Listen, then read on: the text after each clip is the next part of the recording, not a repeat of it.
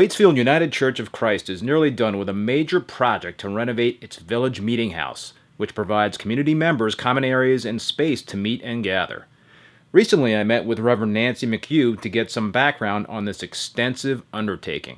A number of years ago, the congregation was really wrestling with ways in which we could be more connected to the wider community and be of more service to the wider community. And so we began to explore ways in which we could serve people that would have meaning and purpose in this community. And so we began to do the free community suppers once a month, and we had no idea what the response to that would be. And our very first one was the Friday after Christmas, and there was speculation that nobody would be around or that it might not be what we hoped it to be, and it was a great success. And so we are actually this Christmas beginning our 6th year with that. But that was the beginning of our really making greater connections and kind of getting more deeply into the community and finding ways to serve the community. And in that process, we began to talk about how the building could actually be a greater asset to the wider community. So we also began to talk about the name of the church, and that historically we found a document that referred to it as the meeting house. And so we talked about the possibility of being the village meeting house, and lo and behold decided to vote on that and voted to be the village meeting house as a way of being able to communicate to the wider community that we really do want to be a place to serve the community in lots of different ways, whether it has to do with programming or groups or meetings or dinners or being able to provide a place for people in need. So we felt like the village meeting house was exactly what we are here in the village, and it embraced our history and helped us move into the future. So that's how we kind of moved into being the village meeting house.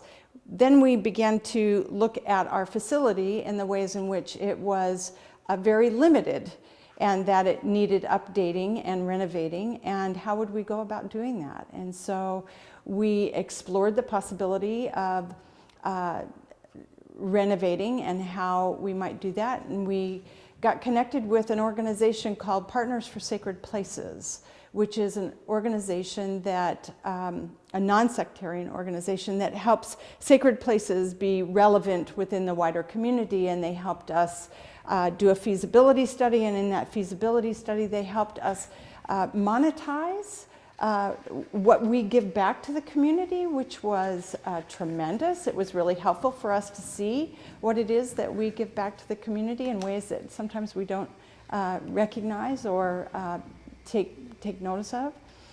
So we used that information, and then we looked at what might be possible.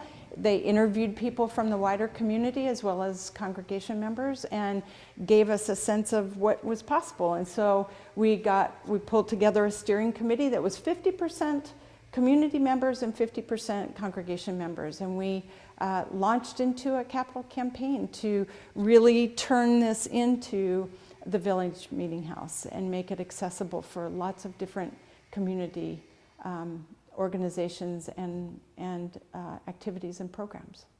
Moving forward, the goal for the meeting house is for it to serve multiple purposes. So in terms of our hope for the future, is that we can really be open to all kinds of possibilities here. The possibility of running or making space for community conversations, as well as maybe workshops or larger meetings, as well as things like we're looking right now at trying to do a cooking class for families who struggle with trying to meet all of their financial needs and their food needs, and working with a food shelf. And so we're hoping to be able to do a wide variety of things.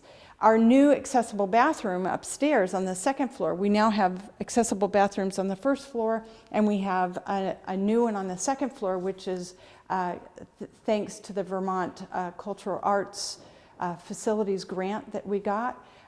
We also have a shower there. And so in times like huge power outages, hopefully if we're able to have a running shower, those who might be in a difficult situation could then use our bathroom as well. So from kind of the very smallest needs to larger community needs, to be able to meet people where they are and care for them and support them, and be a real asset to the community. That's our hope, our goal. As for the construction project itself, Nancy provided some details on where everything currently stands. Well, the contractor is gone. All the big contract things are done. The extension of the building is complete in terms of the larger structure. Our kitchen is new, and that's in place. Our new bathrooms are there. The second floor, which is an office that might be used by, say, a pastor, or another meeting room, which on Sunday mornings may be used by a study group or an educational program, a Sunday school class, and the bathroom are there with a large hallway, and that comes into the sanctuary. That second floor section is in the process of being complete. All of the first floor was fairly well complete by the time we opened on August 27th, when we had our homecoming worship service, which was an interfaith service with all the different faith groups of the community present and involved in that service. So the building was done by that time, with the exception of that second floor, and they're working on that now. Actually, you can hear some sawing, and they're doing the tiles for the bathroom upstairs. They're laying that floor today. Overall, there is a lot of gratitude for all the help that made this project possible. So we have this beautiful facility now, but the reason that we have it is because the wider community helped make this happen. There were just hundreds of people that participated in the capital campaign and in the physical labor to do the finish work here. And this really is due to all of the community help and participation in this project. We could never have done it without the wider community. And we are so grateful and really hope that we can be an asset in this community just in greater and greater ways as the years go forward. So we are so grateful for what we have and what we can share, and for the incredible spirit of generosity in the Mad River Valley. It has been terrific. Keith Berkelhammer, Mad River Valley TV. Just a reminder that your support directly impacts our small community by helping our station provide public access to the airways and online platforms, giving community members a means to express their views and opinions. Please consider a 100% tax-deductible contribution to MRV TV by visiting the Donate section on mrvtv.com.